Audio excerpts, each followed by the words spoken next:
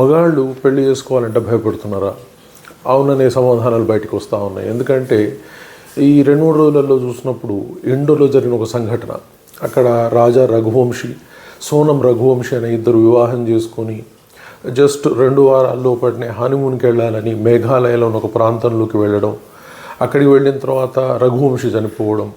So దాని మీద అందరు ఆందోళన వ్యక్తం చేయడం, ప్రభుత్వాలు కూడా కొట్టుకున్నాయి. దాదాపుగా మధ్యప్రదేశ్ ప్రభుత్వం అలాగే మేఘాలయ ఈ 2 రాష్ట్రాల ముఖ్యమంత్రుల నుంచి మొదలు పెడితే పోలీసులు అందరూ కూడా అతలకుతలం అయిపోయింది. ఏం జరిగింది తర్వాత అమ్మాయి కనిపించకుండా పోయింది.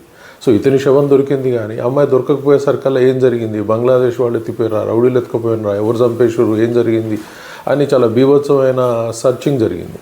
కాకపోతే ఒక సంచలన సంఘటన ఏంటంటే, మొత్తం మీద పోలీసులు ఏం చేసిందంటే చాలా పెద్ద ఏమంటాం దాన్ని వెతికిన తర్వాత వాళ్ళకి దొరికిన సమాధానం ఏంటంటే, భార్య అయిన సోనం రఘువంశీనే తన ప్రియునితో కలిసి ప్లాన్ వేసేసి తన భర్తని హత్య చేయించింది అని చెప్పేసి విషయం బయటకు వచ్చింది. ఆమెను పోలీసులు అరెస్ట్ చేయడం కూడా జరిగింది. సో ఈ దెబ్బకి ఏమైపోయింది అంటే, ఇంతకాలం అయ్యో అబ్బో అనుకున్న వాళ్ళు కాస్త వామ్మో అయ్యో అనే పరిస్థితికి ఏర్పడిపోయింది. సో ఇలాంటి పరిస్థితి ఏర్పడగానే జనాలలో ఏమైపోయిందంటే ఒక భయాందోళనకు గురైపోయినాయి. అసలు ఏం జరుగుతూ ఉంది? ఎందుకంటే 2 వారాల్లో వివాహం చేసుకొని హనీమూన్కి పోయి భర్తని ఇంత క్రూరంగా ప్లాన్ చేసి చంపాల్సిన అవసరం ఒక మహిళల కింద ఏర్పడింది. సో దీంతో ఏమైపోయిందంటే ఒక విధమైన భయానక వాతావరణం అయిపోయింది. సరే, వీళ్ళేమీ బుద్ధిమంతులు కాదు, వీళ్ళు కూడా అమ్మాయిలను చాలామందిని మహిళలను చంపినరు, మహిళలని చిత్రహింసలు పెడుతున్నారు.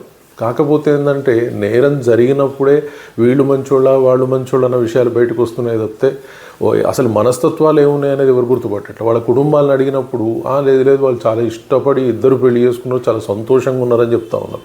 అంత సంతోషంగా ఉంటే భర్తను చంపాల్సిన అవసరం ఎందుకు వచ్చింది? ఈరోజు పోలీసులు అక్రమ సంబంధం లవర్తో ఉంది కాబట్టి అతన్ని చంపించింది, భారీ ఎత్తున అమౌంట్ కూడా ఆఫర్ చేసిందని పోలీసులు చెప్తా ఉన్నారు. సో మరి దీనిలో మనస్తత్వాలు ఏ విధంగా ఉన్నాయి, ఏ విధంగా గుర్తుపెట్టాలి? ఒక వ్యక్తి, ఒక స్త్రీ ఉండొచ్చు, పురుషుడు ఉండొచ్చు, ఒక వ్యక్తిని పెళ్లి చేసుకోవాలంటే వాళ్ళ మనస్తత్వం తెలుసుకోవడం ఎట్లా? లేదా ప్రతి ఒక్కళ్ళు డిటెక్టివ్లను పెట్టుకొని వాళ్ళ బ్యాక్గ్రౌండ్ చెక్ చేసుకోవాల్సిన అవసరం వస్తుందా అనేది పెద్ద ప్రశ్నగా మిగిలిపోయింది. ఓవరాల్గానైతే ఈరోజు పెళ్ళాలు లేదా మేబీ మొగుళ్ళు అనుకున్నా కూడా భయపడాల్సిన పరిస్థితి ఏర్పడుతుందేమో సమాజంలో. Thank you very much.